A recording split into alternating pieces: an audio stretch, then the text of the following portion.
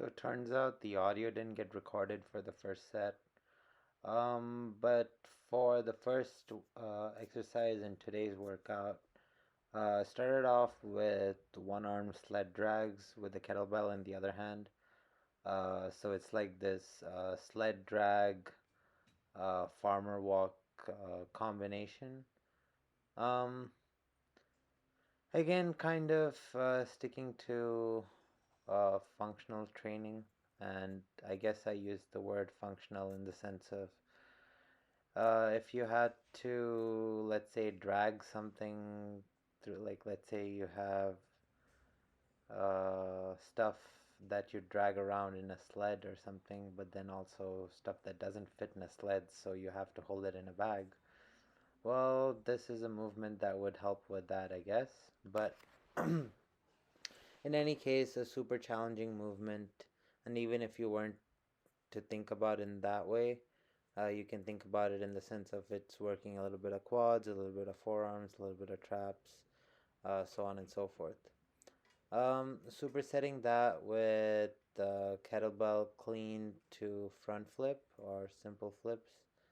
Um, Trying to keep that coordination and skill of kettlebell flipping fresh, and throwing in some cleans in there to make it, I guess, easier to do the flip.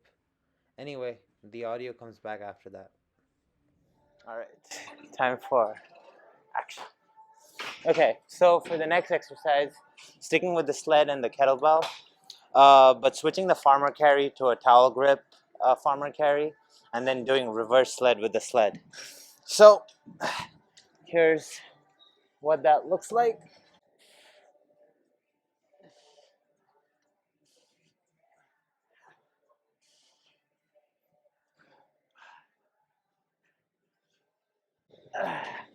This is for, I guess, if you have to hold a bag or something, and you also have to, I guess, I don't know, let's say you had a bag of belongings and you just hunted something and you have to drag a heavy animal carcass while holding on to, I guess, your bag of supplies or whatever.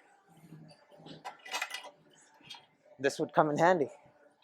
I don't ever plan on, well, I don't know, I might hunt someday, but regardless, I'd say good ability to have or be good at. And if you don't end up doing any of those things, at least your forearms are getting stronger, your legs are getting stronger, you're getting cardio, and you're handling some heavy weight. Supersetting that with kettlebell swings, but with like a half lunge. So looks like this.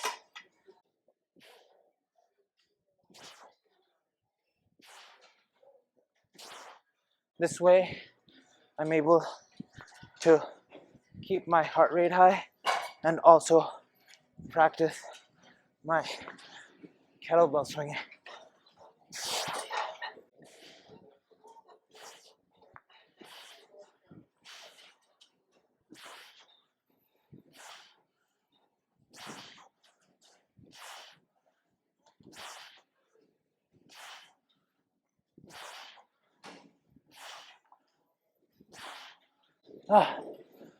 But yeah, that's the second circuit.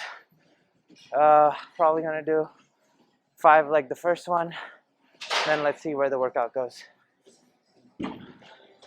So for the next exercise, moving away from the sled but sticking with the kettlebell, and the towel grip. So using the towel grip to keep the forearms engaged, and then also throwing in some posterior chain work.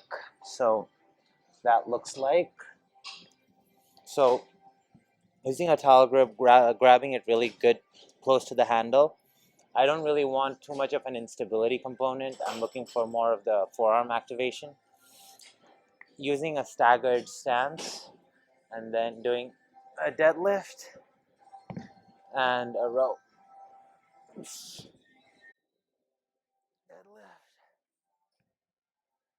row, deadlift, row, deadlift, row, deadlift, row. Going for 5 each side.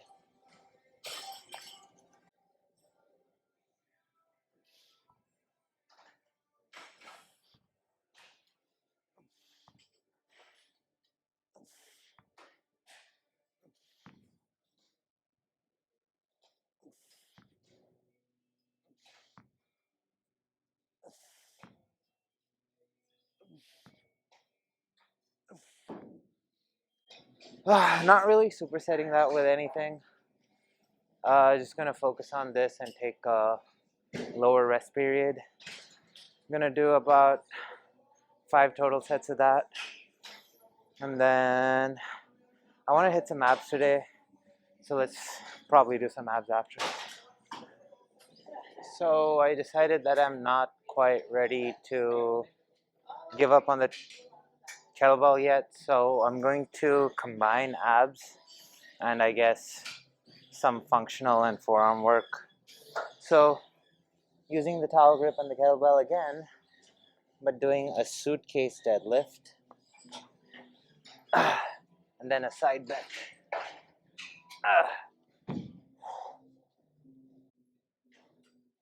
Suitcase, a side bend,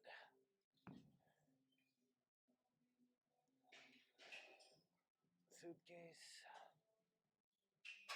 side bend, suitcase, side bend, suitcase, side bend. Ah, my forearms are getting pretty exhausted now, and so it really is a lot of effort to pick it up. So like with these movements, I guess the target, like, you know, when you're doing a deadlift, oh, is the target the glutes or whatever? Well, your glutes are working, but compared to your forearms and your, I guess, obliques, the glutes aren't as strong, I would say, or the obliques and the forearms aren't as strong as the glutes. I mean, uh, I guess that's depending on how you want to think about it. But so the glutes are not the things that are going to get exhausted over here. It is going to be our core. So the target is the core, but or at least for me, the target is the core. And but by making it a full body movement, I don't know. I guess it's more functional or whatever. And compound movements, I've noticed that always doing compound stuff with the target muscle is better than doing isolation. Okay, anyway, end rant. Let's finish the other side.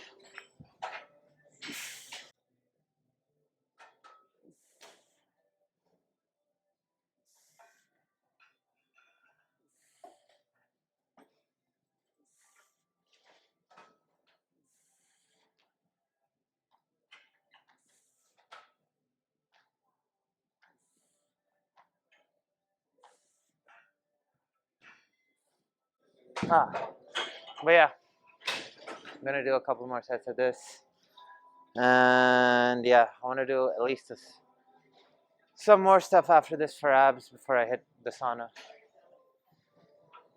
So after that, moving into some neck.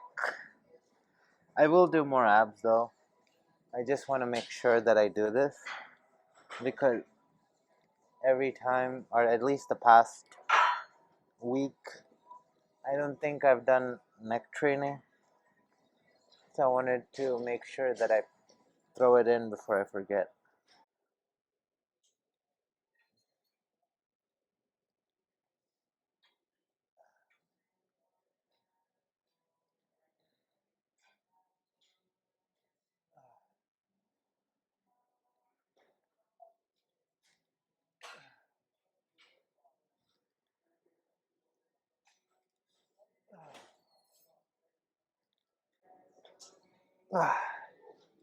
Going for 10 reps of, I guess, what's that?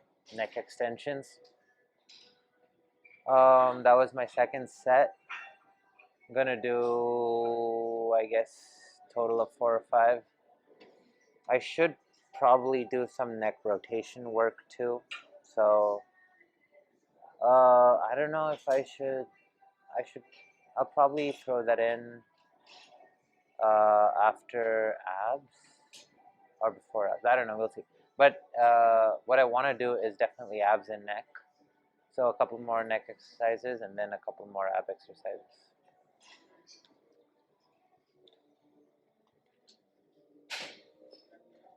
So for the next neck exercise, doing I guess neck flexions. So I've been doing neck extensions. So that's the duh. Now I'm gonna go forward. Once I figure out what the hell is going on with this. So I don't know. The neck has a couple of different functions, which is rotating either side, forward flexion and backward flexion, and also lateral flexion. So at least so far, I mostly like, this is in reference to previous videos. I don't do a whole lot of neck flexion. I only do neck extensions, but I don't think that's a good habit per se. Like, the reason for not doing a lot of neck flexions is because I think, like, I guess modern life forces us to lean forward a lot anyway. So I think the lacking muscle would probably be the neck extension muscle, the one responsible for keeping your neck back. That being said, I don't think it's good to ignore uh, doing. It's not good to ignore doing your flexions, I guess. So this looks super. This is super awkward, but whatever. We do what must be done.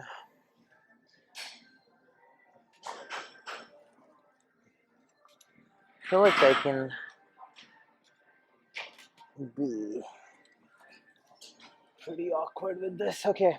Anyway, if you guys know any easier ways of setting that up, I don't think there is. Let me know.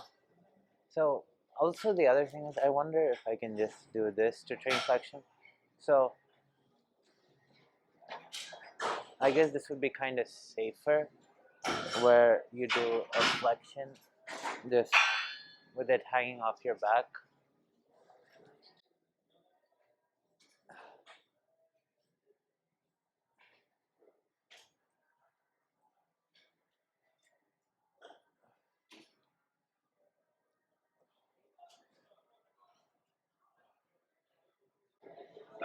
Then you can make it actually quite a bit harder by having it, I guess, suspended.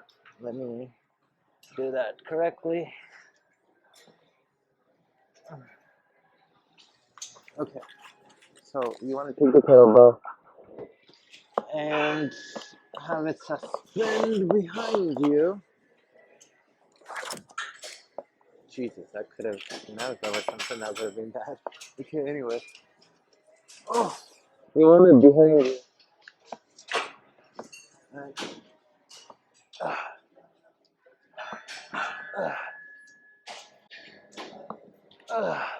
That's way harder than what I was just doing.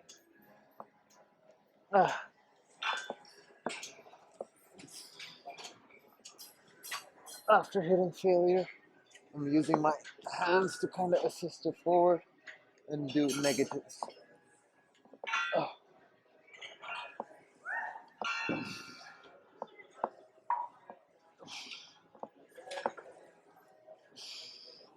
Oh. Oh. But yeah, that's what I'm doing for neck. Be safer than I was with the dropping of the thing in the back. But yeah, let me bang out a few more reps.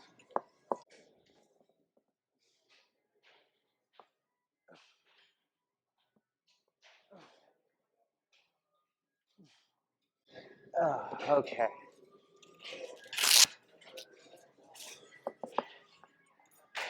But yeah, so doing neck flexions now. I don't know if I want to do any lateral stuff today. I think I'm just going to move into abs next.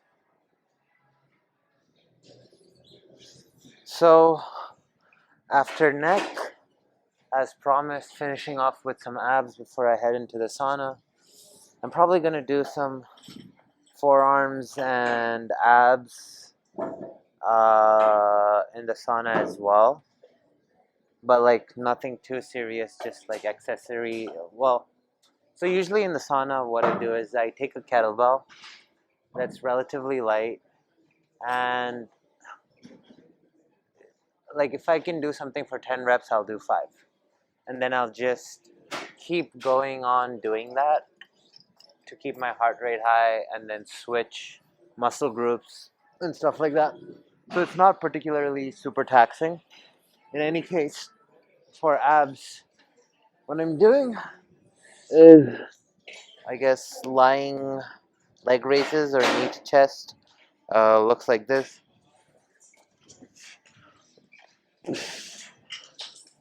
Training the hip flexors and abs.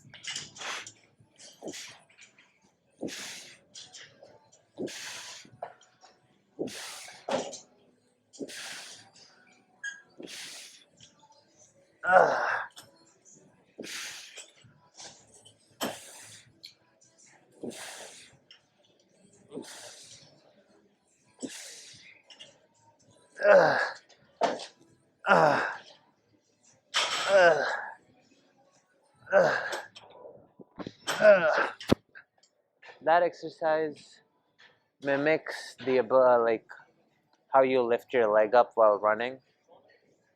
So if you're able to get really good at it and move quite a bit of resistance, it in turn implies that you'll be able to pick up your legs faster while running, and so it ends up increasing speed. Anyway, so I'm going to do that, and then I'm also going to do so with the same setup, I would like to kind of do a crossbody. So opposite knee, opposite elbow.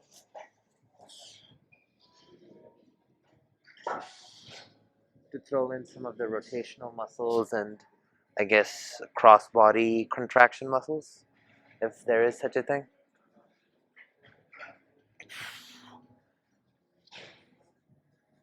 There is such a thing, but I don't know if that's what they're referred to as. Whatever muscles are responsible, uh, along with the obliques, in order to perform this action.